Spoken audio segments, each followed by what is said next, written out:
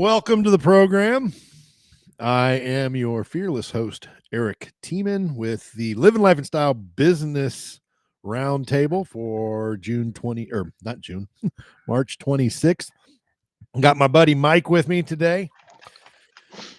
See if who else joins us. Mike, tell us who you are. Tell us what you do. Just Mike today. Just Mike today. Cutting deals. You got a webinar coming up. Got a webinar coming up tomorrow. First time home buyers. Very good. Tested my Facebook ads, like testing how I've got this company I hired to do that for me, and it's they're actually pretty amazing. I've put Facebook ads before, and but these dudes, this guy's like into the like minutia of which, like we posted 7 ads, I think. Yeah. And then like he's going through and he's like, I didn't even know you go through all the metrics of that in Facebook.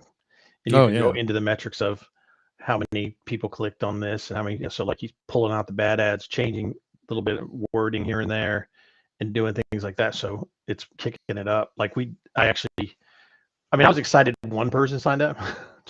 Right. Like there's nothing worse than putting on an event and nobody shows. Oh yeah.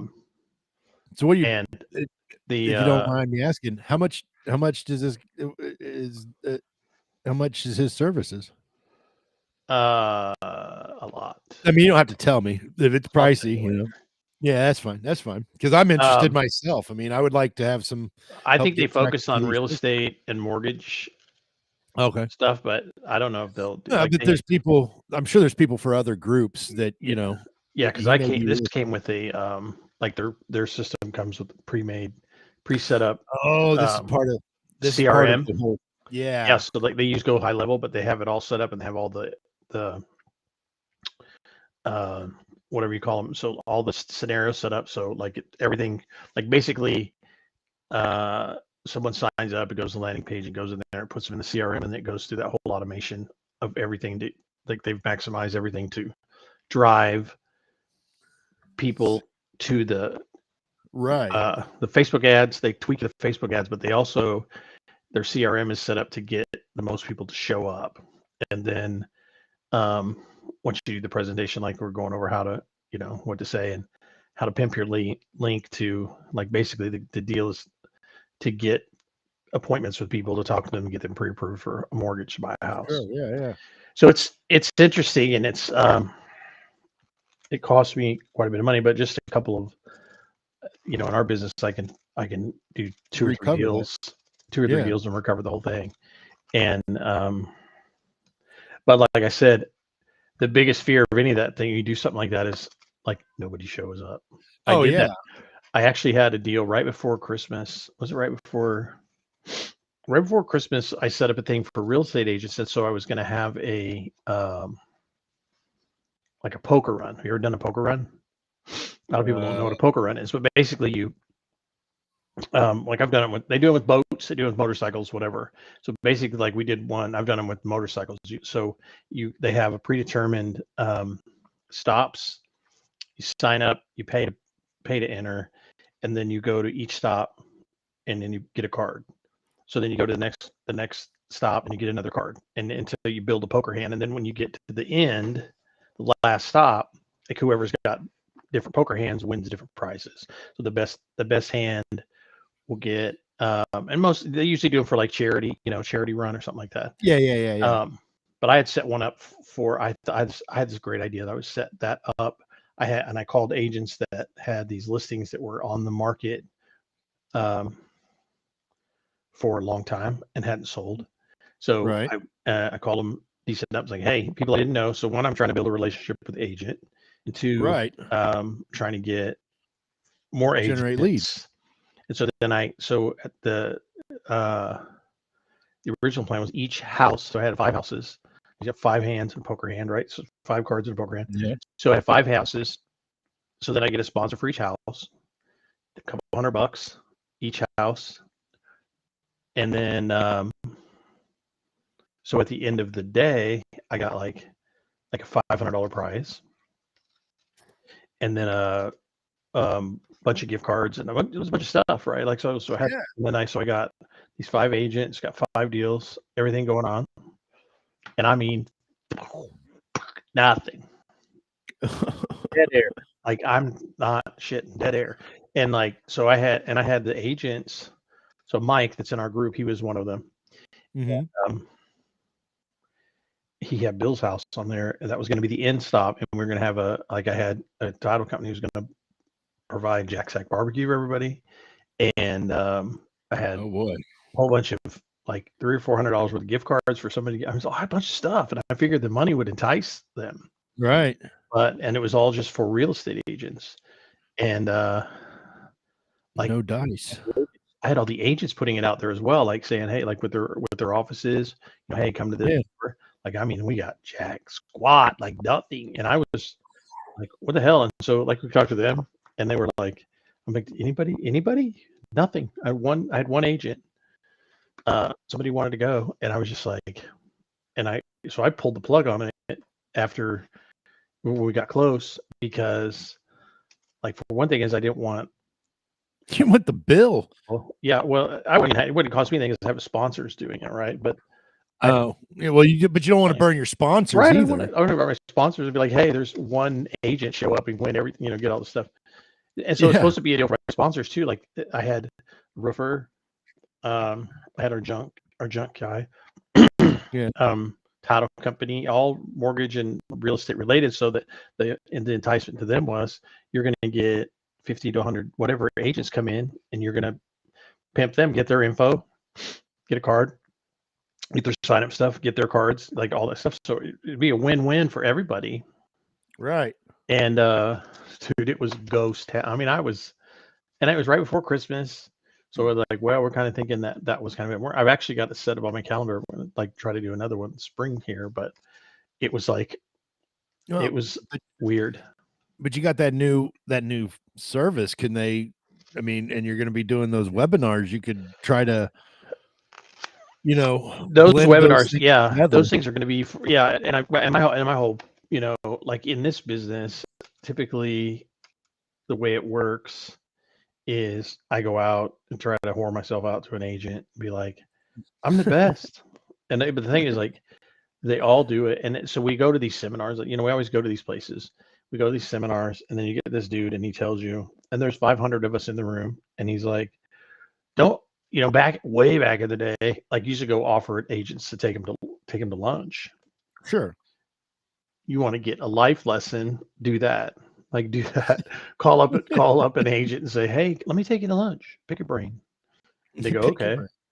And then now we have all this tracking stuff where I can see if an agent does any business. Back in the day, you didn't know. Oh. So many times so it comes to know your market. So it really it doesn't matter what business you're in, but know your, like, it's not really know your customer, because they're kind of your customer, kind of not. But you would go meet an agent like, oh my God, I love this chick. This agent's awesome. We're getting along great. She's going to send me all her stuff. The problem is she doesn't have any, right? She didn't have any stuff. She didn't. She closed one all of last year. So like you have to find that out. But she's more than happy to take a free lunch. Oh, the best one I had was this. I had a guy out of Warrensburg, right? Yeah. This is my life lesson many years ago, and I don't remember how. Usually, what I do is, so to get a contract, the buyer's agent brings me the contract. So, what I use that opportunity, and I look on there, and it's got the listing agent, and I call the listing agent, and I go, "Hey, then I'm Mike. I'm Summit Lending. I'm the lender on this deal. This is my cell number. This is my email. Whatever. Da da da. Reach out to me anytime. I'll try and keep you in the loop of what's going on." It's really rare. A lot of loan officers don't do that. So I call and talk to them. Like I broker deals, I save deals all the time. The one I've got right now closing today, I'm the glue that keeps it together, right? Because Right. I got this agent over here, and agents typically are not typically. I shouldn't say typically. A lot of agents are terrible salespeople, and I mean it's funny to say that, but they are not. A lot of them are weak. and they're scared to say anything they have this deal they're going to make $10,000 on. So Right, they're scared to do anything, to say anything, to do anything that I might want to upset the apple cart. might freak them out and might make them mad. So Right. even when the truth can set you free, they don't want to say it. So Right. Mike will say it, right? Send them to Mike. Send him to Mike. Mike will say it. But I mean, the thing is like I've found out over the years is that you can beat around the bush. You can put it, and I'm not saying I don't like hesitate, and I may not make that call till tomorrow morning, right? I've been trying to make it all day, and I got a post-it note on my keyboard that says, "Do Call. it, right? Do it." And I know that I need to do it, and I know it's going to be fine, but a lot of them won't do it. So anyway, so I get this listing agent, and he's out in Warrensburg. So he's like, "Yeah, come out. Yeah, we'll go to lunch." So I go to lunch. I drive out to Warrensburg one day. It's not that far, 30 minutes or something, 35 minutes.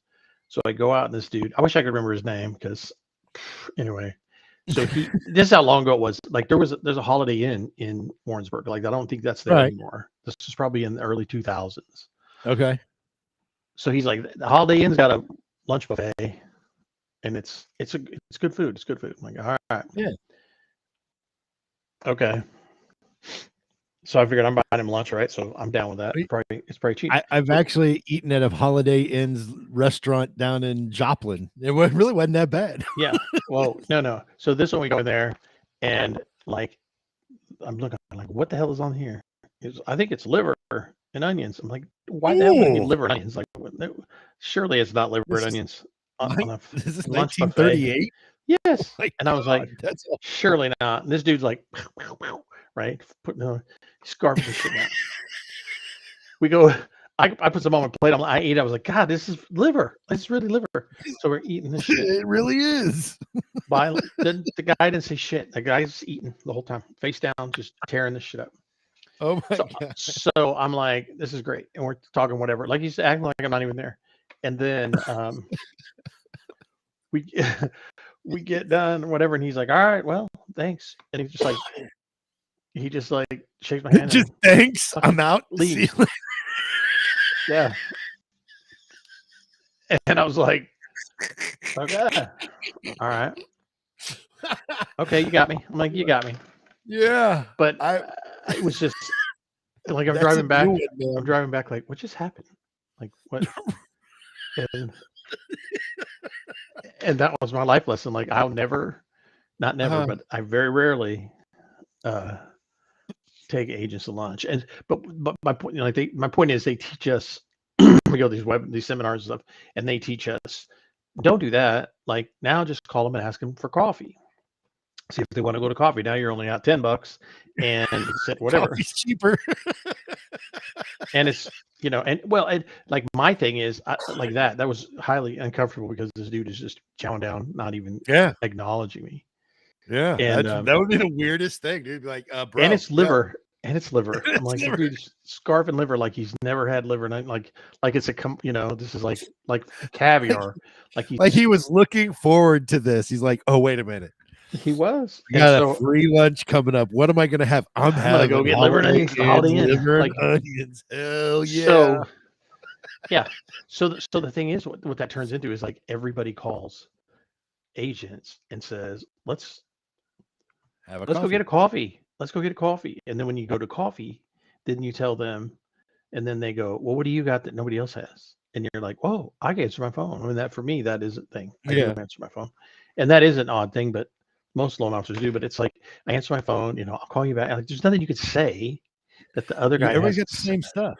Right. We all got the same shit. And we basically all have the same programs. This comes down to closing times and communication and stuff, but at the end of the day, it's all whatever. Now I know I'm the best at it, but that's just me. So So what ends up happening, like I've had agents, one of my agent friends calls me up one day and she goes, would you tell your people to stop calling me and asking me to go to coffee? Like what the hell? She goes, I've had 5 loan officers call me and want to take me to coffee this week, and they just all do it. So it's like you get to where you don't even want to market yourself like that because you in that can't. manner. Yeah. What are you Well, you going to can't like? What do you differentiate say? yourself. Bring You can't bring differentiate. something. Yeah, So you can't differentiate yourself doing the same thing everybody else is doing. right, and so and you go to the seminar and you're like, man, that's awesome, and then everybody else is doing the same shit. So that's where I got this. I found this company, and Instagram ad actually was kind of wild, but um, and they specialize in that. So my goal is to flip the tables around and have it. So Yeah. I have the buyer, I'm in Yeah. control. I have the buyer, and then I Well, decide who gets it, and then I well, and decide what's going that, on.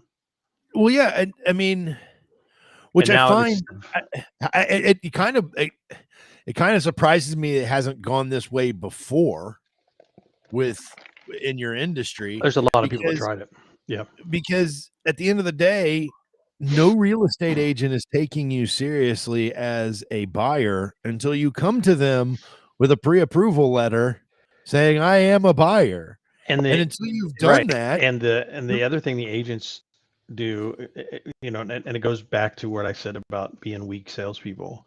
So they're Mhm. broker, so a lot of them don't understand what steering is, right? Steering is Right. a thing that everybody's scared of, but steering is when I come to you and I go, Eric, like we're gonna buy this house. The only way you can buy this house is if you call Mike and get pre-approved.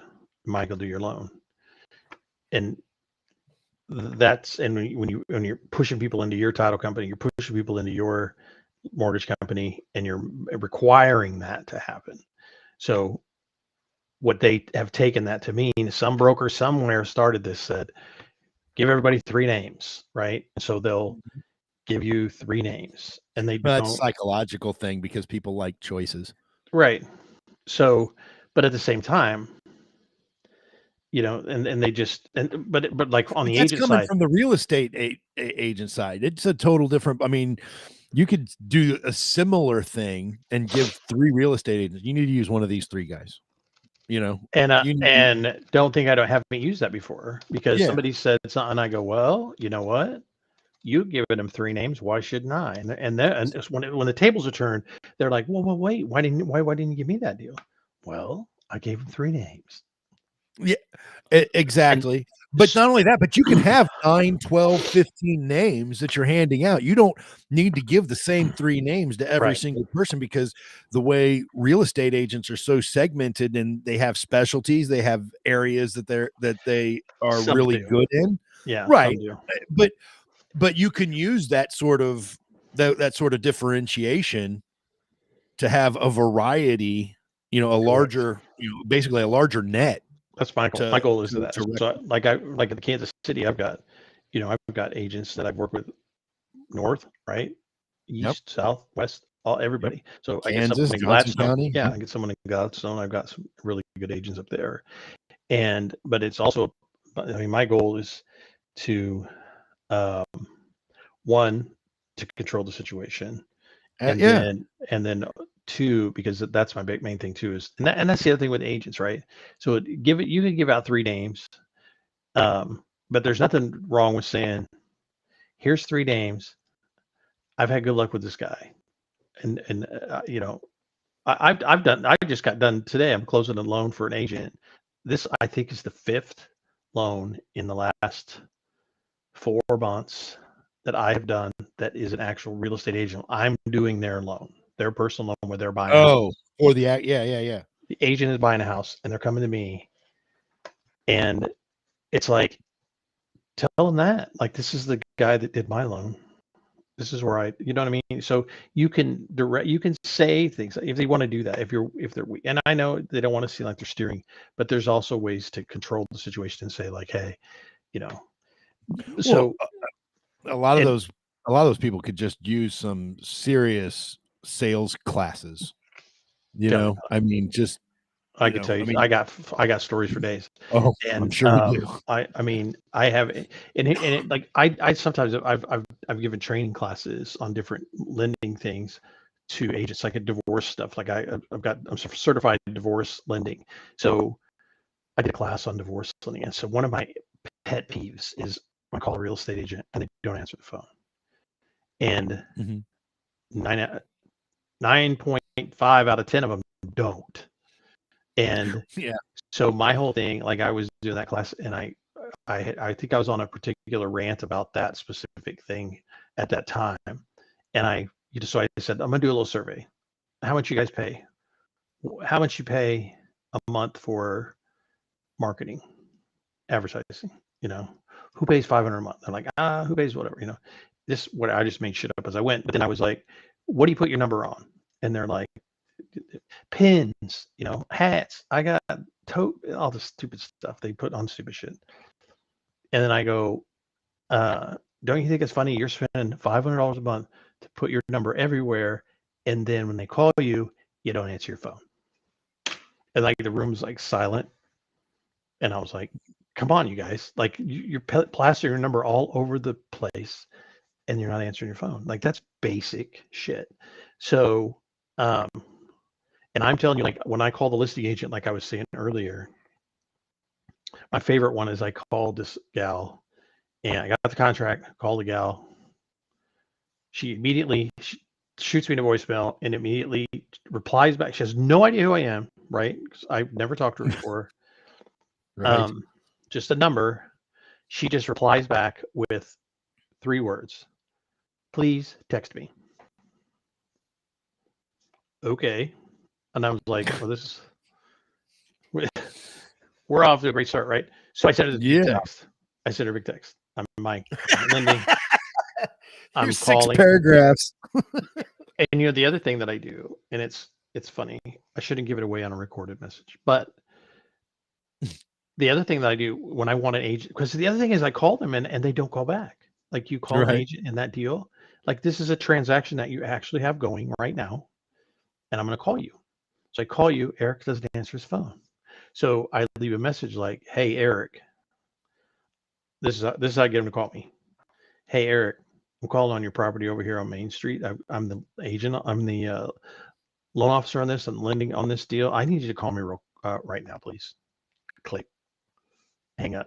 Most of them will call me within 30 seconds because they think the deal's crashed, right? So they think something went wrong. And then they're like, what's wrong? Oh, hey, nothing. Yeah. I'm just calling. I just need you on the damn phone. I'm just calling to introduce myself. And like, and then you get the ones that never call you back. They don't call you back. Like I've had probably two of those. I've and run it's into amazing to me. Oh, I've run into it in travel. Like there are certain clients. I mean, they only communicate one way. They literally only communicate one way. It's either text. It's either very rarely is it. I mean, I have my good clients I talk to on the phone all the time, but like these other clients that I get, it's like I just I'm going to text you, and it's like, look, man. Some things require a conversation. Yeah, and I am not here to freaking type that all out on my phone. I only have 2 thumbs, bro. I know, right? Even voice texting is like, I don't want to do that either. No, because I got to read it. Say? Make sure I got to read it. Not only that, but I got to say period and question mark and everything else. Like, no, give me a goddamn conversation. We can knock out my 2 hours of texting in about 5 minutes. My phone gets me because it says gonna, like it spells out gonna, and I'm like, I'm like, I can't type that because I'm gonna right instead of going to, it types out. Oh gonna. yeah. And I'm like, I go back and do it. So it's like voice texting because I got to read it because I mean how I talk, so I got to make sure I didn't cuss in there. But it's I'm good for 2 or 3, and I'll tell people like, hey, but one of the things I do with agents, like after I do that intro call. And even clients are the same way. If you're dealing with the millennials and that are buying houses and doing whatever, a lot of them don't want to talk either. And so a lot of times I just send them a call. Hey, call me please. Like call me. And text them a text.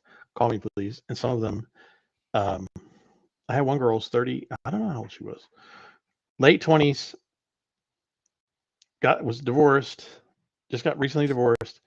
And I know she was close to 30. She's probably 26, 27. Her mom called me originally to ask me about loan programs that I could do for her situation. Right. And then like her mom called me, and then later when she would never answer her phone. The girl would never answer her phone. And then later I would text her. I'm like, I need you to call me. And then it would be about 20, 30 minutes. And then her and her mom would call me together, like the entire time. Oh, I've heard of this. And then I had Like, the best one I had was, so dad was co-signing on the loan for her. And but mom was the ringmaster, right? Mom's controlling everything. Dad to do that. But so one day we were getting to lock the loan, and I was getting to the critical point. So I said, I want to talk to all of you at one time. I'm not going to tell you. I'm not going to tell mom. I'm going to tell everybody together. I want all three of you guys on the phone together. Let's have this conversation. 10 minutes on the phone, and let's go over these specific things. So I said, and the girl said, okay. And I said, so set it up. Just tell me when. I'm good from here to here. So she sets it up for noon. And I text her like 5 till. Like, hey, I'm good. I'm ready whenever you are. Just get them on the phone and call me whenever you're ready. And then nothing. And then I'm like, hello, right? A little while later, nothing. After a while. And so I texted mom, hey, have you heard from her? No, we don't know. We haven't heard from her. We don't know what's going on. So about 4:30, the girl texts me back. Sorry, I had a migraine. Like, okay. And I mean, it was just like, really? Yeah, I just slept all day. I mean, what do you do with that? I mean, I've been hearing this, like, especially with the millennial group, right? And maybe some of the Gen Zers even too, that like they've literally been bringing their parents to their job interviews. I've heard this. Yeah. I'm like, seriously? This is really, and I've seen it multiple times. So it's apparently happening. I've hired a lot of people, and if that happened to me, I'd be like, which one of you jack? I'd figure one of my friends would be jacking with me, right? Or right. Actually, that sounds like a really good thing to do. I might have to set that up for one of my friends. But like, and I'm saying, like, when I hire people, like I haven't done that in a long time, but when I have my own branch, my own broker shop, I'd hire people. I put ads in the paper, or whatever, Indeed, whatever it was, and tell people to come out and fill an application out. And for me, I'm so literal, and so like on most things, but it's like, and my wife thought I was really a hard ass, but I'm going to tell you, if you come to my office and you're coming for the express purpose of filling out a loan application, not a loan application, a job application. Yeah. And you don't bring a pen, like, you're out. Like, I don't give a shit what you got on your, you're done. It's over. And like, I would expect to get a pen on my clipboard to fill out the application, but if I was coming, at the very least, I'd be like, oh man, I left it out in the car. Right. Yes. I would have and maybe or I have a shitty old pen that doesn't work. Whatever. I would just like, I'm even a pencil guy. Right. Yes. I actually have gotten to the point where I prefer pencils. Right. Yeah. See, I got a mechanical pencil. Yeah. And I got my trusty little, pencil sharpener here off the side. So at the very least, now, would filling out a job application with a pencil be completely appropriate? I would take it. No, but yes, I showed up with something. That's the point. It's like, no, this is not how I should do it, but I did at least have a tool for the job. Right. And that's my thing. It's like, you left your house with the express purpose to do this. And you came from point A to point B to do this one specific task, and you didn't bring a pen. Absolutely. So and my wife was like, God, you're just a hard ass. And I was like, no, it's just that's like a deal breaker for me. And, I had some crazy interviews too. And, and people, like, I would have people say the stupidest shit. And you're like I had a guy who, I always wanted to be in the mortgage business. My whole life, I want to be in the mortgage business. I was like, Shut up. Really? And why is that? Yeah. Like, what inspired you at 6? I was like, yeah, tell me. Please tell me. And I was like, so I was trying to just think of a TV character that was a mortgage guy. You know what I mean? I can't even think of one. I Like was just even like, Norm at Cheers was an accountant. get out of here. But so I was like, really? Tell me more on that. Like, tell me. And and you're just like, what? Get out of here. And so like it was always fun. It was always, you had some interesting. So a funny story on that was like, I had a guy, I went to we had a manager's conference one time, and this dude was a big player, and he's like, dude, I'll send you the ad to run. I'll have people coming in there, whatever, run this ad, and you'll have all the job applicants you want. Right. He gave me this ad, and he was not wrong. Like, next thing I know, I got 75 people there, like, to show up this one time. And I'm like, what the hell's going on? And it was it was a disaster. I mean, it was fun, but it was like, holy crap. And because I was looking for call center people, and I needed like 6 guys. Right. And so he's like, oh, here, I'll run the ad. Here you go. And he emailed it to me, and I ran it. It was like, so it was pretty wild. But I used to do hiring. Believe me, I've seen some, because we used to hire caregivers for senior services. God, I can imagine. Oh man, there were. I mean, look, man, some of the best human beings I have ever met. Right, I have met through this process. Right, because to be a good caregiver, you have to be an extra special person. Right. Shout out to my longtime employee and good friend Terry Thomas out there, wherever she is, if she sees this. But my God, are there some horror stories that could be had? I mean, I can't tell you how. I couldn't even begin to count the number of female caregivers or job applicants. I shouldn't say they're caregivers because I didn't necessarily hire them, but applicants who would show up, right?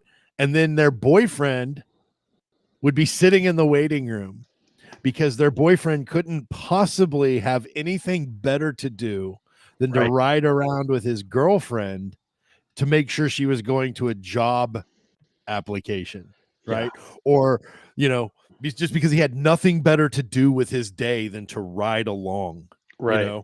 You're like, or to drive her because she had too many DUIs. Right. That's another, and then I'm like, lady, you understand, I cannot have your boyfriend sitting out in front of Miss Johnson's home in Leawood, Kansas, in his 97 Cavalier. Right. Rumping the latest, Eminem track or whatever,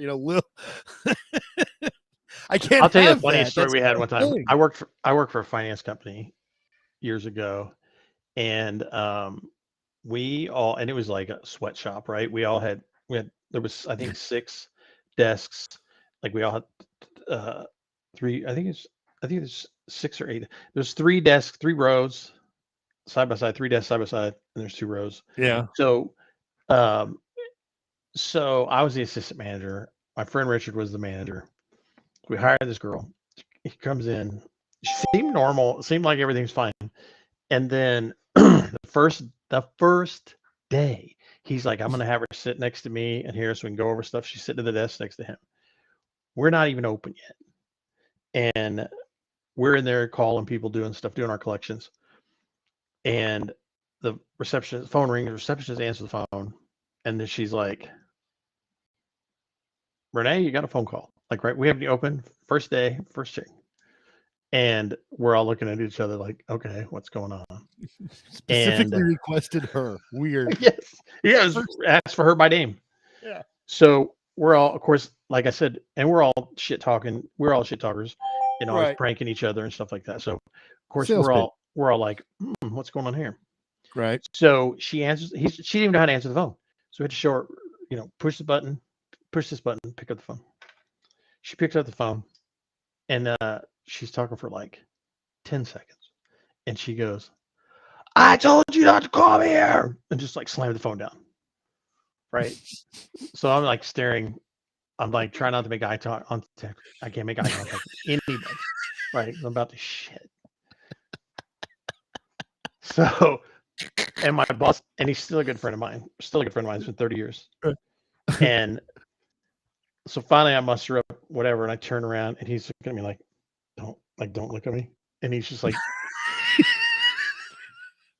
so he goes, Renee, can we go back in the back and talk? So they go into the back and talk, and then come back out and sit down, you know. And I'm just like, well, and it was so funny. I mean, the funniest shit ever. And just like he just looking at me, just looking at me like, turn around, like don't look at me. So it was like her ex-husband or something, Oh like trying my! to get whatever, and I mean, just some crazy shit. Right out of the It blue. lasted about, I think she might have been there about 2 months or something, but same girl, like she drove all the way over from KCK. We were in Independence, and then Oh wow! um, I pull in. I was usually like the first one to get there. I pull in. She's sitting in the car she's sitting in her car in front of the store, and I walk up to her car, and she's like this every day, every single day. Every single day, she's passed out like she's dead to the mouth open, window like head up against the window. Every single day. And I'm like, what's going on over there? Like, what's happening? Sleep there all night? Like, what's going on? And so it was like, it was funny. And I don't remember why. I don't remember if they finally let her go or if she just quit, whatever. But it was one of those things like we need to probably screen a little differently. Maybe we need to ask some different questions. Yeah, you think? Yeah, And it's wild. I love. I mean, think it's funny as shit. it's hilarious, but all of the crap I had to deal with hiring, I could imagine. Hiring people, and then you have to rely on them you're basically relying on them for your income. Yeah, no, right? Because I'm not a caregiver. I'm not doing the caregiving, right? So I'm running this agency. I have to depend on all these people to do so that I get paid, right? I mean, they're getting paid because it's an hourly transaction, and but if they're screwing up all the jobs, my pay does not go up unless correct. The work gets done and we keep clients. It's completely why I'm a travel agent now. I mean, a travel agent wouldn't have been my only option, but it's the one I settled on. I don't want employees. That's why I do what I do. I work for someone else now because I mean, it was always first of all, you get paid last, right? When you're doing that. So there better be enough left over. And but it was just like that kind of stuff. Like you have rogue people representing your business or whatever, and you don't know when you get one that you can trust, like you keep them. But it was just you have rogue in the mortgage business. Like now it's even worse than it was back then. You have I called a loan officer committing fraud, like just straight up mortgage fraud. Loan officer and a real estate agent, right, together, altering a form, and this is the area of fax machines, right? Yeah. So they weren't even smart enough to cut off the fax headers. Like I'm like you faxed it to her. Here's where you faxed it to her at 12:37.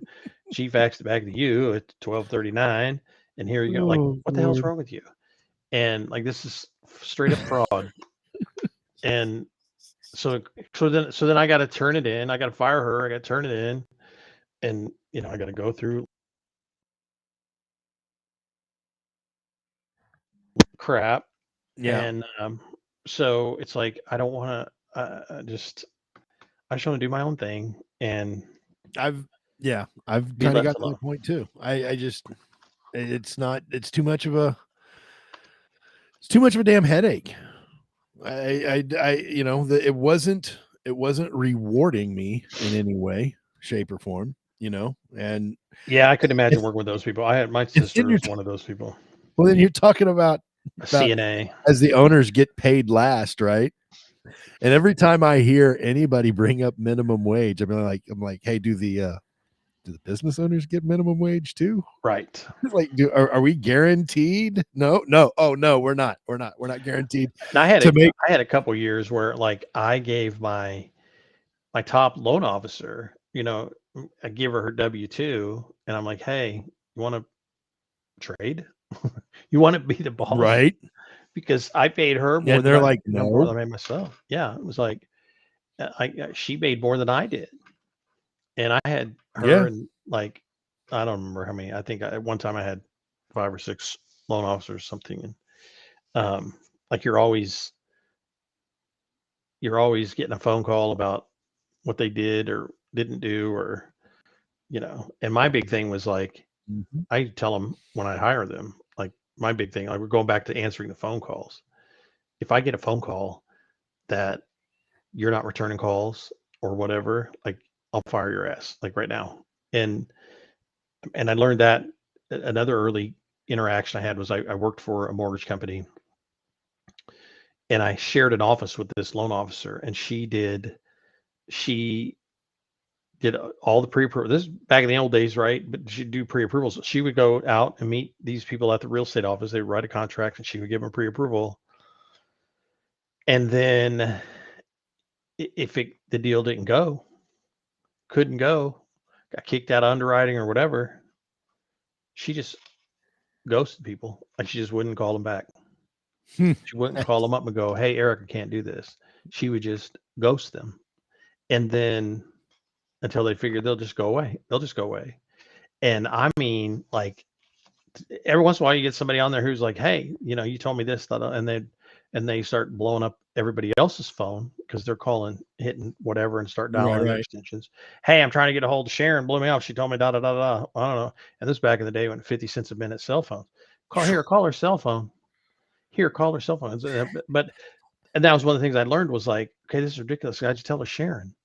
Just tell the guy. Like tell the Yeah. guy. I sit and listen to her, check her voicemail. And, hey, this is so and so. This is so and so. This is so and so. Like over and over again. Same dude calling 5 times. Just call him and tell him no. He already knows his credit sucks. Like he already knows. This is not news to him. No, he already knows. And just tell him like I can't do it, and this is what you need to do to fix it. And so like I used to tell my LOs like if I get anybody telling me that you're not calling people back, like you're out, you're gone. That's a zero tolerance thing. I'll give you one shot, Yeah. but I'll give you one chance to fix it. But um, like I've just seen so much stuff, and it's like that's a basic thing. It's a basic thing. Oh yeah. You would think. You would think, but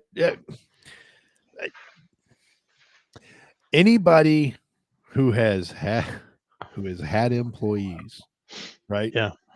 Anybody who has been in charge and run a business and had to do their own thing in that way, and not just these people, but those people for sure, they understand clearly why there are some people who are successful Right. and why there are some people who are not. I had I a guy I mean, was that's trying to fire, and I would get so mad at him that I couldn't even fire him. Like it took me 2 days because I get pissed and I was like gonna fucking scream at him, right? And they were telemarketers. I had these guys. We used to get leads from Lending Tree, and then you got to call them fast because they're going out to whoever. And so I said one day I was like, I can't deal with this kid anymore. And I don't remember what he did, but like I just was like infuriated, like I'm just gonna scream at him. And then like the HR people are like, okay, now you have to do this first, and you gotta document this. And so I'm like, and so because my first reaction is, hey, get your shit and get out of here. oh yeah. And then before I kick you in the ass. And so the next day, so I get all the stuff. So then the next day, I'm like, uh, he's sitting in a cubicle 20 feet, 15, 20 feet away from me with his back to me.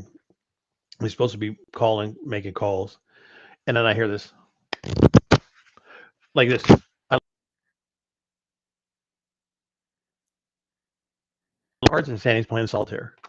Like, and he's not on the phone. And I just hear the cards just like he's shuffling Right. cards. And and I'm paying him whatever an hour, right? And so, Right. and I had the girl that was my longtime LO. She's a really good friend of mine. And so we had the wall of cubicles, right? And she heard just like these cards. She knew I was trying to fire him. And then I just see her like looking up at me over the cubicle. I was like, she's laughing over there, like, she sends me a text. Gotta be nice. I'm like I'm ready to like just scruff him, right? Just grab him, let's scruff. Oh yeah. So finally I was like, this is not working. Get out of here. It just has a while. I get some stories for days on that kind of stuff, but the way people act, and it's just kind of, and someone like me who I don't have a lot of tolerance for, like, the two things that get me are laziness and stupidity, right? Stupid and lazy are the two. Like, and if you're both, I got none. I can deal with stupid because, people are just born with what they're given, in that regard. And some people are just not up. They're not up to par, right? And that's fine. The world is a mosaic. I think that's of dumb. different levels. I think that's dumb. But like, if you're dumb, well, that's fine. If you're not Okay, uneducated that's fine. and you're dumb, right? But if you're just like completely fucking stupid, if you're just stupid and you just say stupid shit and you don't even know what you're talking about and you just mouth off stupid shit, then because you're that's out. where I was going to go with that. Is like, it's the people who aren't, overly intelligent, but think they are. Right. And so they run their mouth like they know everything. And meanwhile, they're speaking it straight to you. And you're like, no, you're wrong. I know this to be the case. Right. Like, you are telling me false stuff. I'm sorry, but that's not true. You can sit there and act like you're super smart, but you're really just an idiot. And you're trying to, bullshit your way out of a situation. And that drives me nuts. Yeah. And right. They're just lying and flat lying, but flat lying. Well, thinking that I think that's what it is. When they think you're too dumb to see what's going on. It's like, I'm not dumb. You're barking up the wrong tree, buddy. I had an old boss one time, and he told me, like, his dad used to run a grocery store, and he told me, he was like, here's the thing, like, just whatever you're doing, if your employee, if they'll lie to you, they'll steal from you. So just, like, he goes, it's that simple. And obviously in my business, I don't have a lot to, like, you can't steal. I don't have any money in cash laying around or anything like that. But we do have, the files. So, I mean, the way it works is if you work for me and you come in and you originate a loan, like, that's my loan. And it belongs to my company. Right. So you have to, you gotta keep it in here. So it's like the leads I get from my host agency. I mean, they're their leads. If I sell one of their leads, it's still their lead. It's still their customer. And I cannot talk to them outside of my Avoya umbrella. Yeah. So what happens is what's typical in what guys would do was, they decide they're going to go, grass is greener over here, they're going to get whatever, and they go back and try to, like, steal the loans back. Clients with them. Yeah. Right.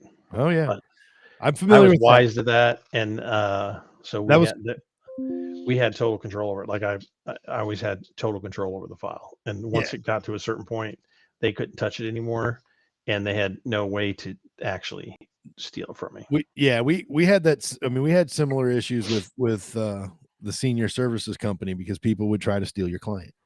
I'll work for you. They're charging you how much per hour? Well, heck, I'm only making this much per hour. How about we split the difference and I'll just work for you privately? And and then lawsuits to people who have nothing to sue for. But all right, I've got to wrap this up. I have a phone call from the business development manager of Virgin Voyages. In about 30 minutes. You're gonna start selling those? Oh, I've been selling those. They're my favorite cruise line. if anytime you want to do a cruise and you want to go adults only, it's the only game in town. So Like a swinger cruise? Is that what you mean? well, no, it's not a swinger cruise, but there are plenty of swingers on those cruises in most cases. Right. I'm just letting I'm sure. just, you know, I have no doubt. I've not been whatever. invited You to don't that explain to party, me. I'm fine. I'm fine with whatever. but I'm just saying I am well aware that those parties are, you know, yeah. But no, it's not a swingers cruise. They have those. Those are separate. Those are like a completely different thing. I've found out. No, it's just a adults only, all inclusive deal, and they do a cruise night show, basically, where they talk about all the great stuff going on with the cruise line. And you know, they always want us to invite our customers to these events so that, you know, they can see what Virgin Voyages has to offer. So I'm going to start offering like an incentive to people to go. But at the same time, I'm like, hey, if I'm going to do this, can I simulcast your presentation as a live stream on my channel? And that way people will see it, because they give away prizes and stuff on these, you know, cruise nights. Well, if you're just watching the live stream, you wouldn't be eligible for the prizes. But if you actually joined the cruise night webinar, then you would be eligible for it. But letting people see that these cruise nights are a thing that they can do, and they're getting deals. They might jump. They might be more interested in jumping on it. So that's what my phone call's about with the business development manager. Interesting. I'll try to increase my programming on my YouTube channel. That's what I'm working for here. That works. Okay. Anyway, I will hop off here and give me some lunch. You get you some lunch. Go ahead and tell everybody who you are and what you do one more time before we close it off. And Mike Foote, see right there. They're right there, right there. Oh yeah. Summit Lending. I'm the mortgage king. He's the mortgage king. He is of this desk right here. I'm the king of this desk. Oh, there we go. I'm a broker. We got a whole bunch of couple dozen different lenders that we use. We close loans fast and furious. We do. He's the man. Problem. The man. He's the lone bulldog. The loan, the loan arranger. The loan arranger. Remember that dude? There used to be. I do remember that. The credit guy in the car easy. He's a real good human at 8400 Truman or whatever it used to be. Yeah. Like, oh yeah. That Boots Williams Ford. Boots. Yeah, Boots. and Sunny Hill Motors up by the Platte City Water Tower. That's still up there, but it's a different dealership now. Yeah, it's not Sunny Hill. It ain't been Sunny Hill for 30 years. Yeah. No. All right, I'll talk to you. All right, man. Take it easy. See you. We'll see you guys next week. All right, later.